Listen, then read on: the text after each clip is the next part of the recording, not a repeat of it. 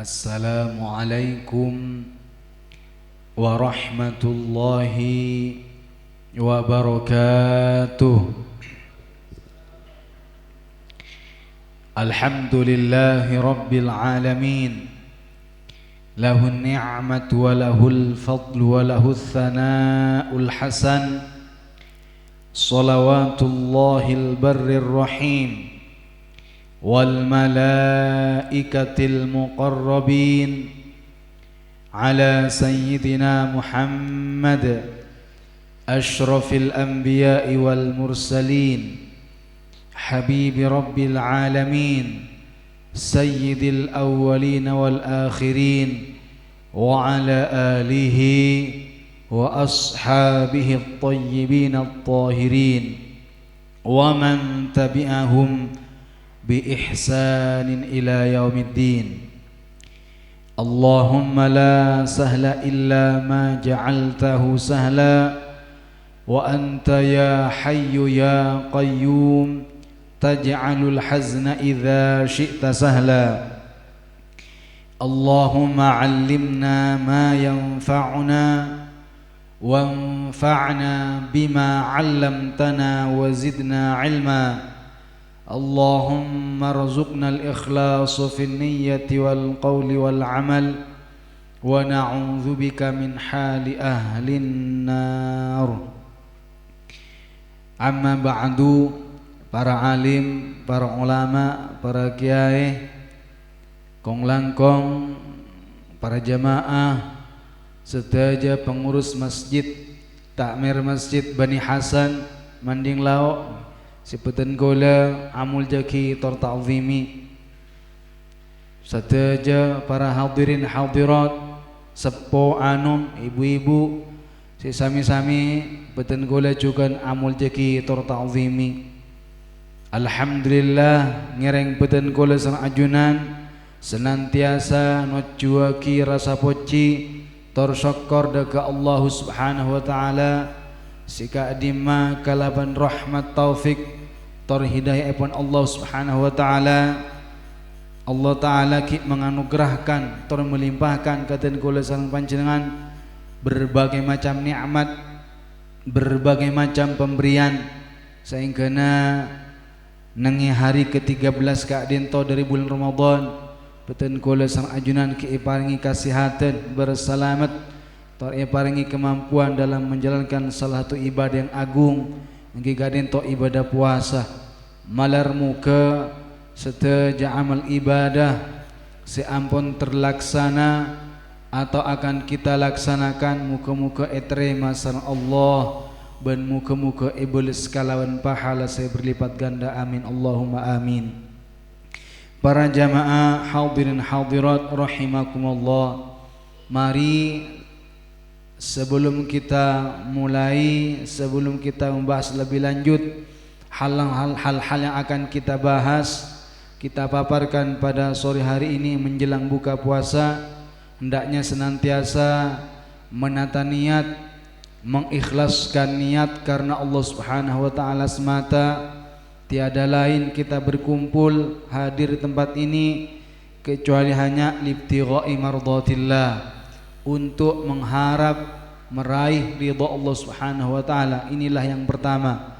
Kemudian juga yang kedua, kami mengajak kepada para hadirin, terutama kepada pribadi saya sendiri, untuk senantiasa meniatkan i'tikaf selama kita berada di dalam masjid lillahi ta'ala. Para jamaah yang dimuliakan oleh Allah subhanahu wa ta'ala, salah satu tanda bukti yang menunjukkan bahwa Allah subhanahu wa ta'ala rahmatnya besar yang telah Allah anugerahkan kepada hamba-hambanya, yaitu Allah ta'ala menjadikan perbuatan yang sedikit berbalas dengan pahala yang sangat besar. Jadi di antara besarnya rahmat Allah subhanahu wa ta'ala yang telah Allah anugerahkan, Allah limpahkan kepada para hamba-hambanya, yaitu Allah menjadikan perbuatan yang sedikit berbalas dengan pahala yang begitu besar. Bagaimana tidak, dalam sebuah hadis riwayat Imam Muslim dari sahabat Abu Hurairah radhiyallahu an, yang mana Rasulullah suatu hari pernah bertanya kepada para sahabat-sahabatnya, "Man minkum al-yawma sha'iman?" Rasulullah bertanya kepada para sahabatnya, "Man minkumul yawma sha'im?" Siapakah di antara kalian yang hari ini berpuasa? Lalu Sayyiduna Abu Bakar menjawab, "Ana," saya.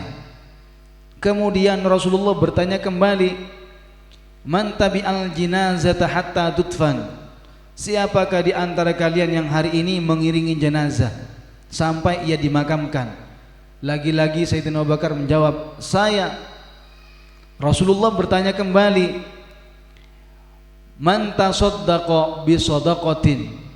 Siapakah di antara kalian yang hari ini bersedekah? Juga menjawab Sayyidina Abu Bakar, "Saya." Sampai keempat kalinya Rasulullah pun bertanya kembali, "Faman 'ada maridan yazurhu yatma'innu 'alaihi?" Siapakah di antara kalian yang hari ini menjenguk orang sakit? Maka Sayyidina Abu Bakar pun menjawab, "Saya." Setelah jawaban yang keempat, Rasulullah mengatakan, "Tidaklah sifat-sifat ini berada pada diri seseorang dalam satu hari kecuali ia pasti masuk surga." Artinya keempat amal soleh ini ketika berada pada seorang muslim di dalam satu hari saja, maka ia akan menggapai, memperoleh pahala yang sangat besar. Bagaimana tidak? Dalam sebuah hadis qudsi Allah Ta'ala menyatakan, "Kullu amal ibni adama lahu illa siyama fa innahu li wa ana ajzi bih."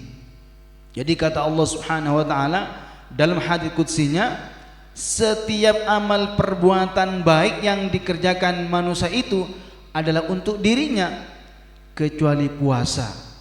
Sungguh ia dilakukan penuh keikhlasan, sungguh ibadah puasa itu dilakukan penuh dengan keikhlasan hanya karena Allah, dan akulah yang akan melimpahkan pahala untuknya.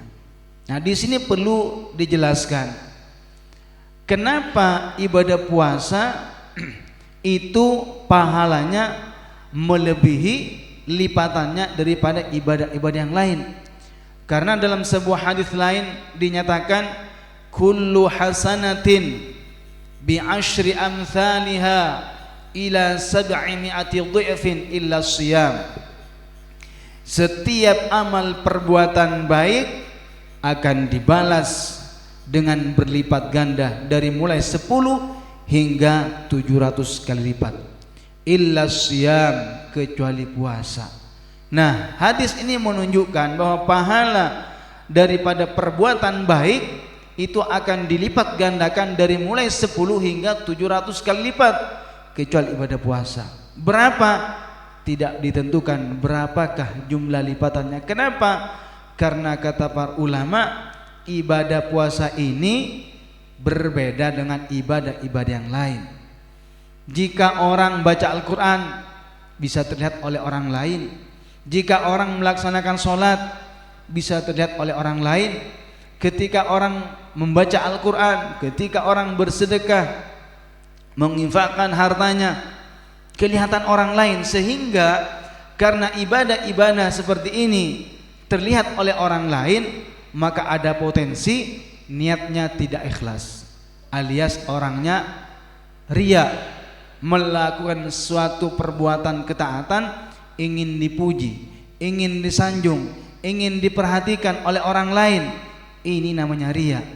Sementara ibadah puasa tidak ada yang tahu kecuali hanya dirinya dengan Allah Subhanahu wa Ta'ala. Karena alasan inilah kenapa ibadah puasa itu pahalanya melebihi ibadah-ibadah yang lain, karena ibadah puasa itu tidak terlihat kecuali memberitahu kepada orang lain. Jadi orang yang berpuasa hanya dirinya yang tahu dan hanya Allah yang tahu.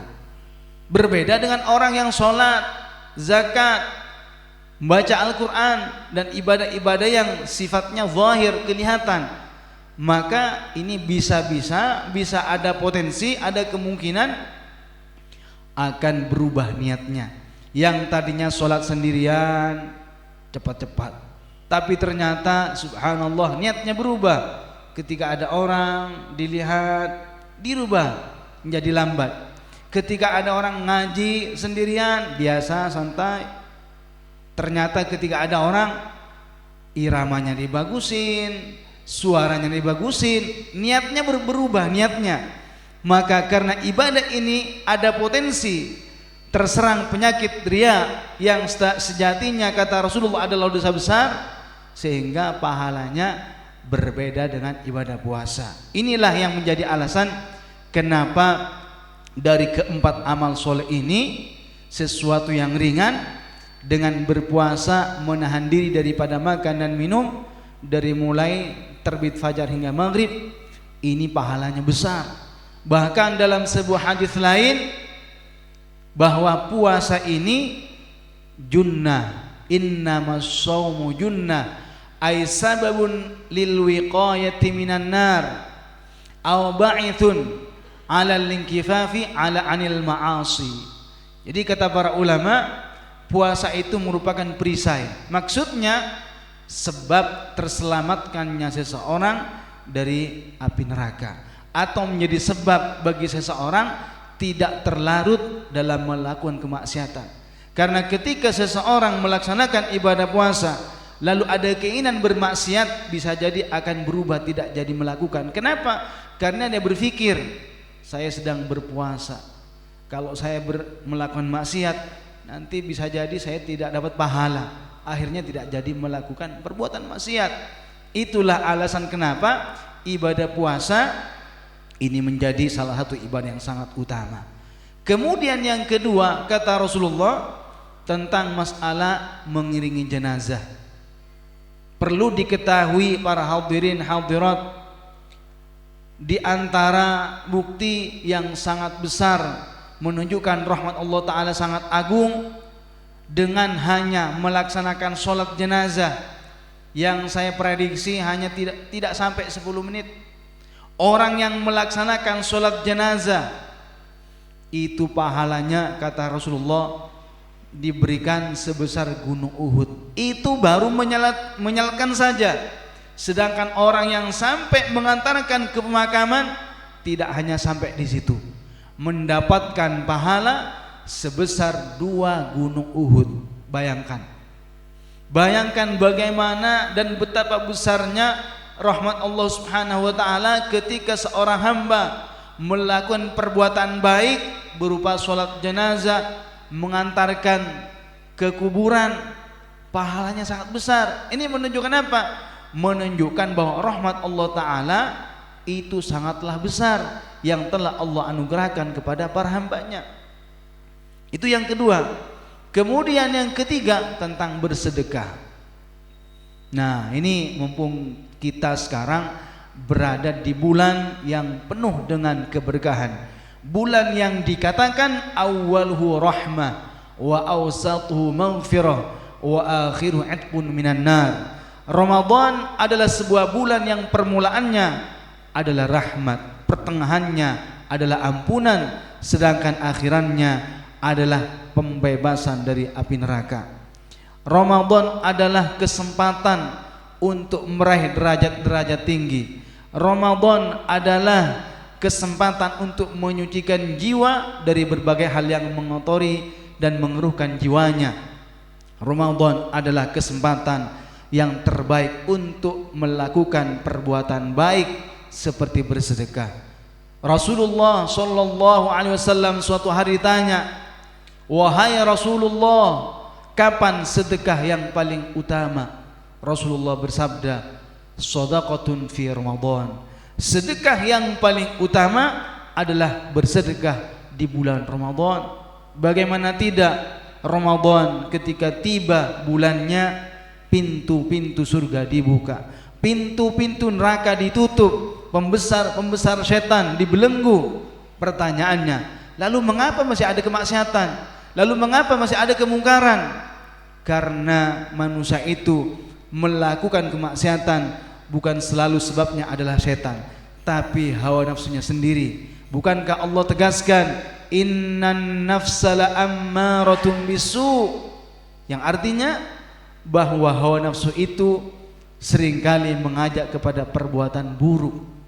Jadi kita ini para hadirin hadirat, setiap hari, setiap detik, setiap jam, siang maupun malam, kita selalu berhadapan dengan 3 musuh secara sekaligus. Yang pertama, musuh kita adalah setan dari bangsa halus. Yang kedua, nafsunya sendiri. Yang ketiga, manusia yang mengajak kepada kemaksiatan, mengajak melalaikan ibadah, mengajak untuk kepada kemungkaran. Itu merupakan musuh kita juga.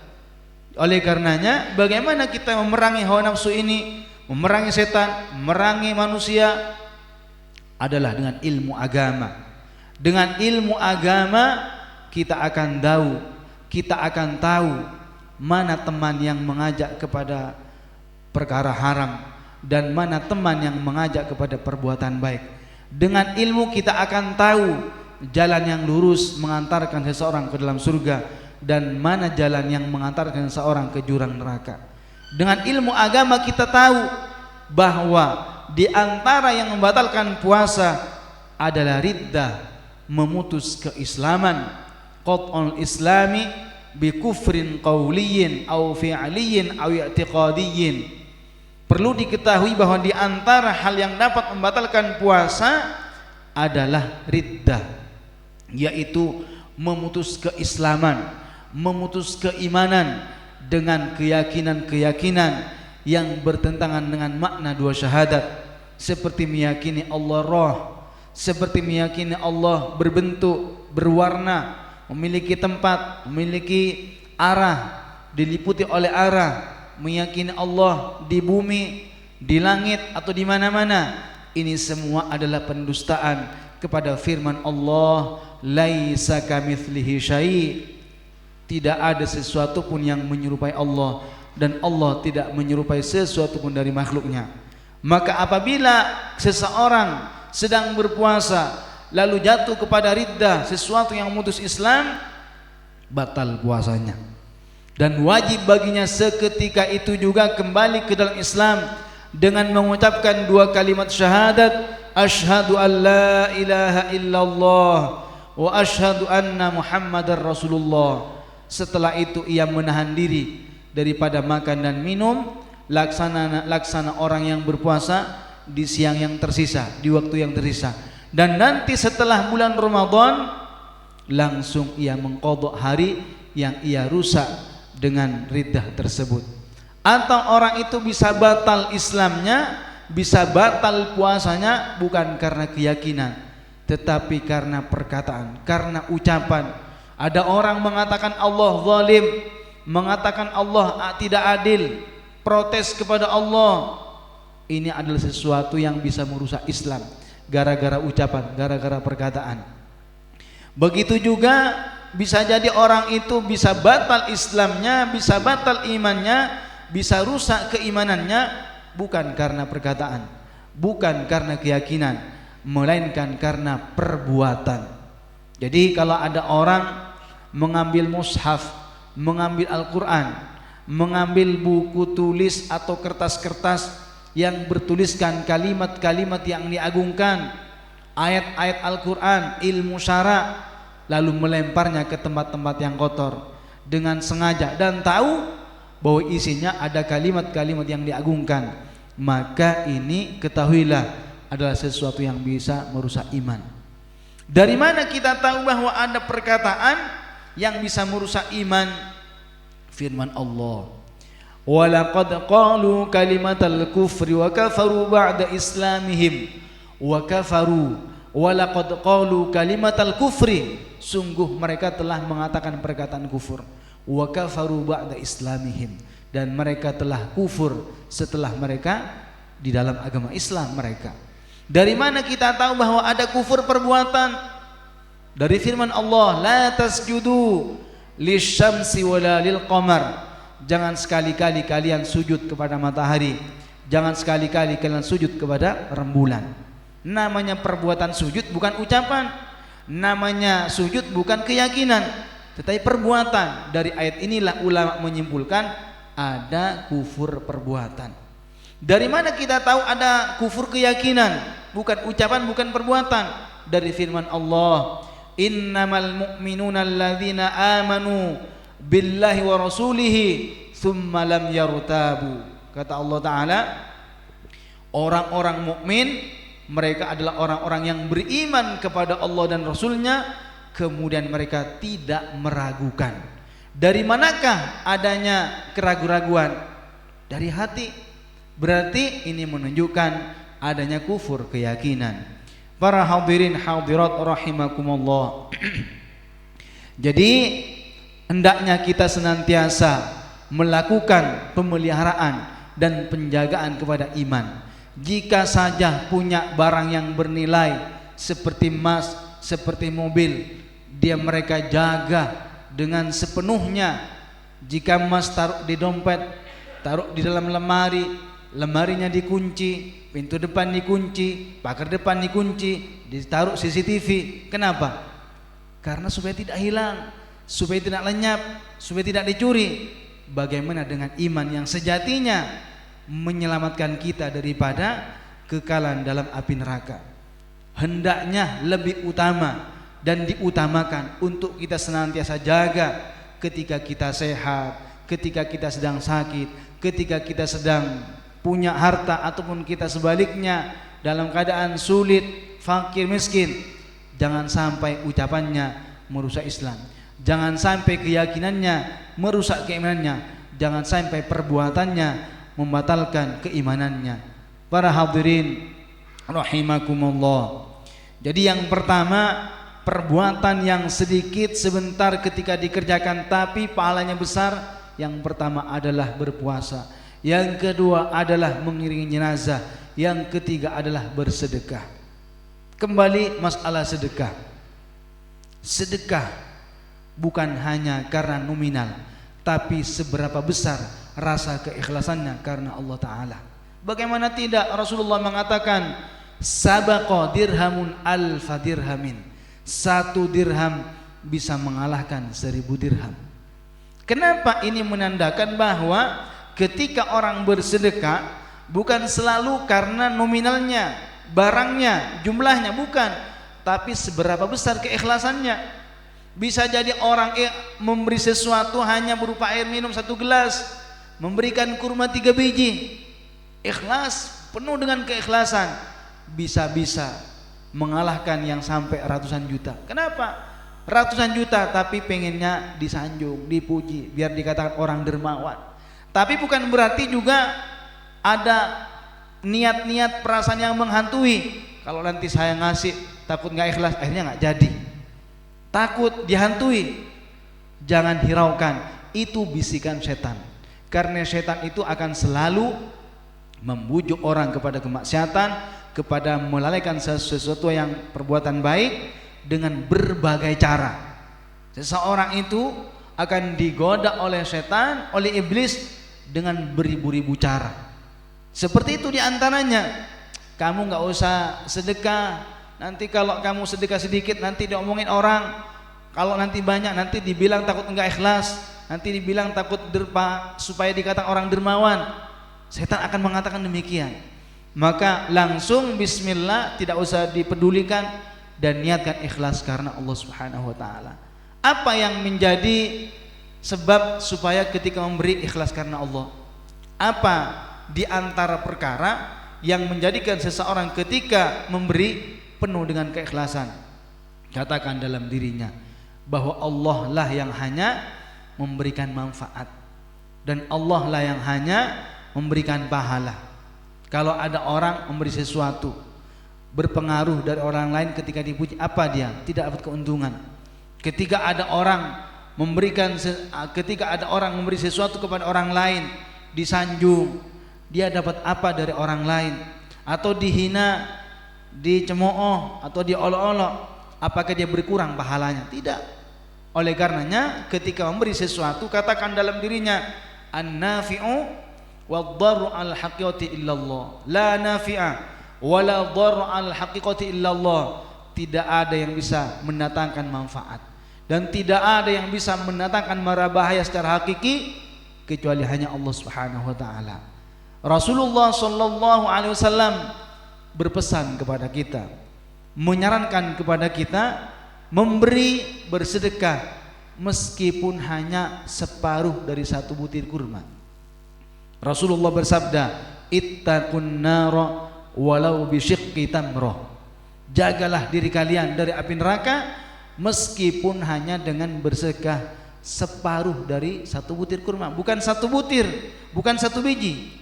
Syiqqi tamrah, dibelah menjadi dua bagian, lalu sebagian dikasih ke orang. Dengan keikhlasannya orang tersebut mendapatkan ampunan, dibebaskan dari api neraka. Para hadirin hadirat rahimakumullah.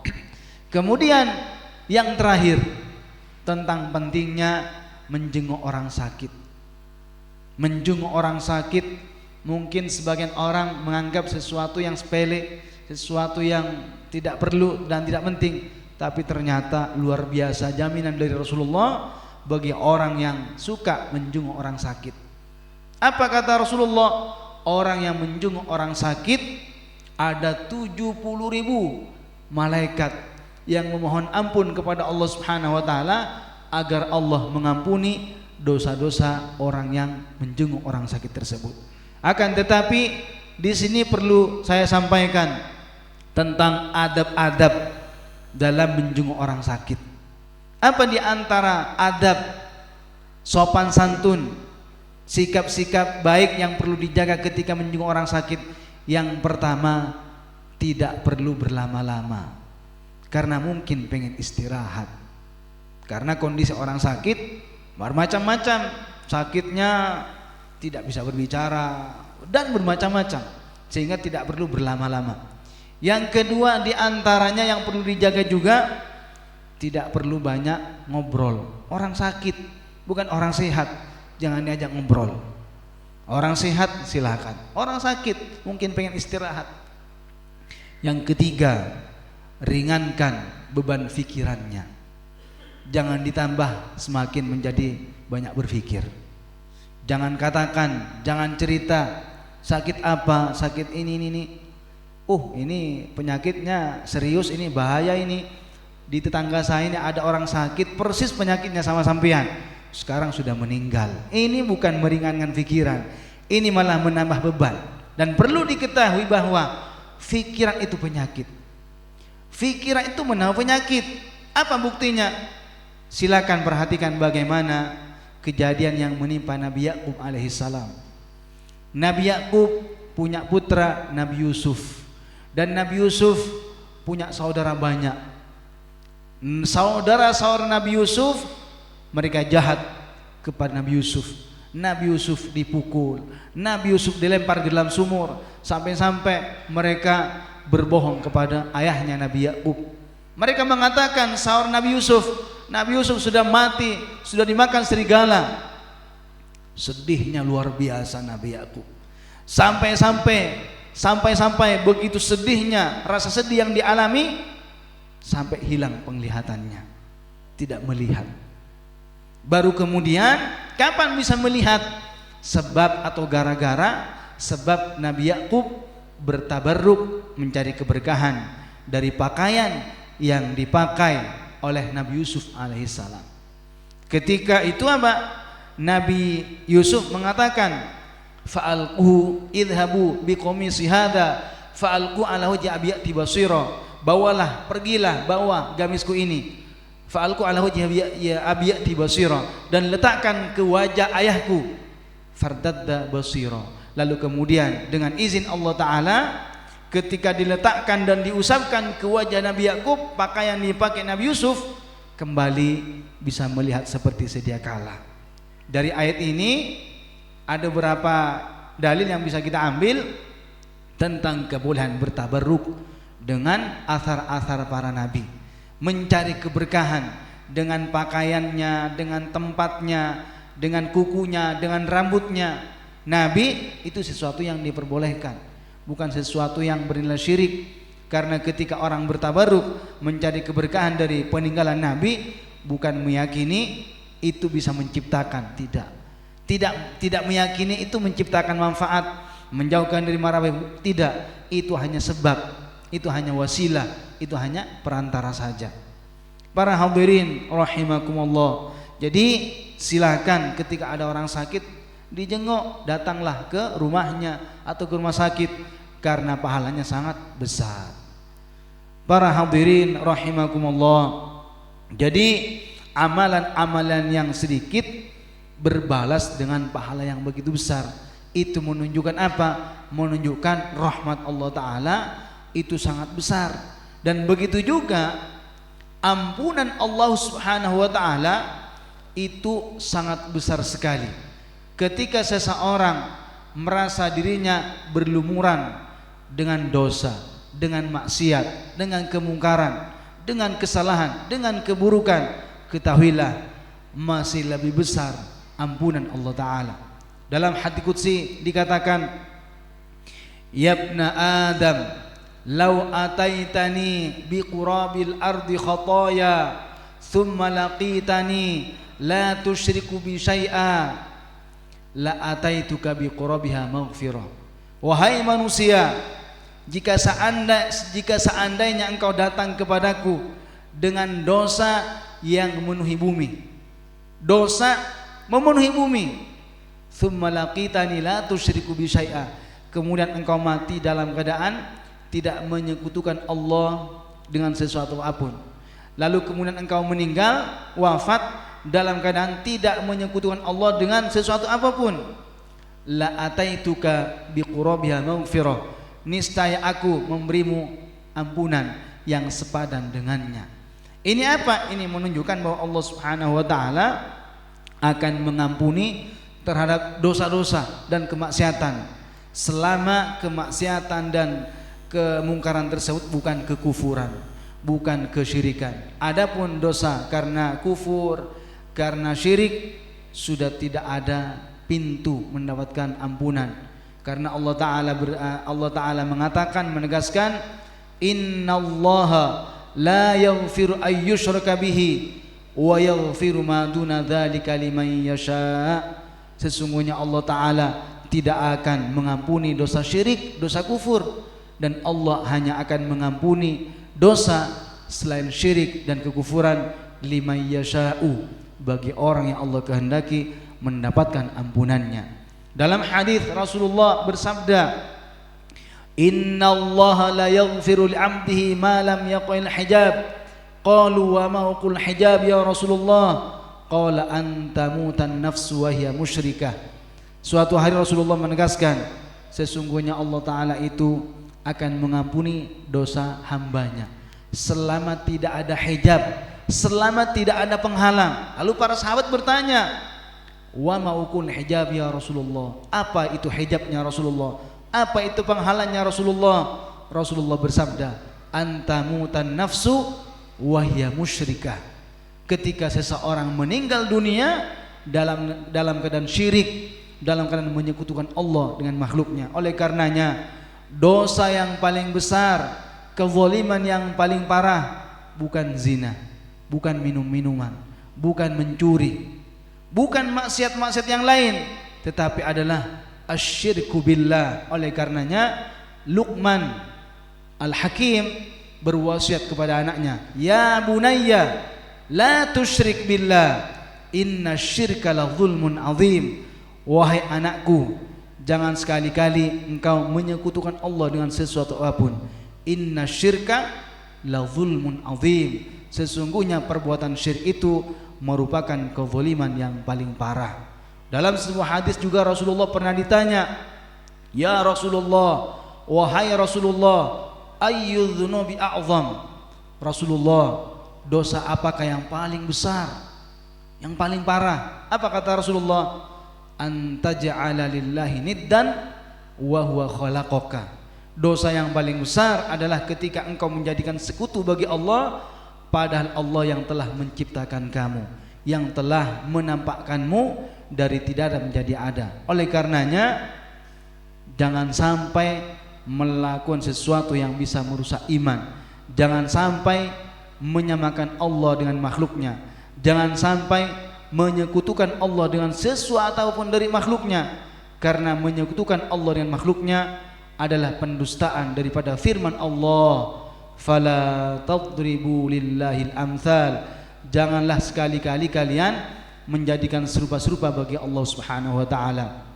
Kemudian ada beberapa perkara yang bisa mendatangkan ampunan Allah taala. Di antaranya panjenengan para hadirin disadari atau tidak sering baca, yaitu bacaan yang biasa dibaca setelah habis sholat subuh, setelah sholat maghrib, yang mana kata Rasulullah, barang siapa yang baca doa ini 10 kali dan posisi duduknya tidak dirubah seperti semula, setelah salam tidak dirubah, maka Allah akan ampuni dosa-dosa besarnya sebanyak 10 dosa-dosa besar. Apa itu? La ilaha illallah wahdahu la syarikalah, lahul mulku wa lahul hamdu yuhyi wa yumit wa huwa ala kulli syai'in qadir. Ini doa yang panjenengan sering baca tapi mungkin tidak tahu tentang khasiat dan kegunaannya. Tetapi apa kata Rasulullah? Orang yang baca zikir ini 10 kali setiap habis sholat subuh dan sholat maghrib, dan dengan posisi duduknya tidak dirubah, dosa-dosa besarnya, dosa besar 10 diampuni oleh Allah Ta'ala. Apa juga diantaranya? Sholat yang 5 waktu. Apa kata Rasulullah? Aru'aitum law anna nahron bibabi ahadikum yaghtasilu minhu kulla yawmin 5 marrat hal yabqa min darnihi syai'un?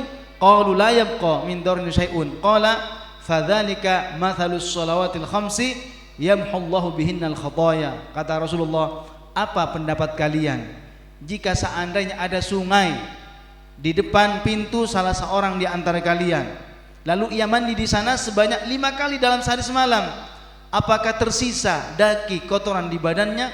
Para sahabat mengatakan, la yabqa min darnihi syai'un, tidak menetap, tidak tersisa Rasulullah daki pada badannya. Lalu Rasulullah mengatakan, fadzalika mathalus shalawatil khamsi yamhullahu bihinnal khataya. Begitulah perumpamaan solat.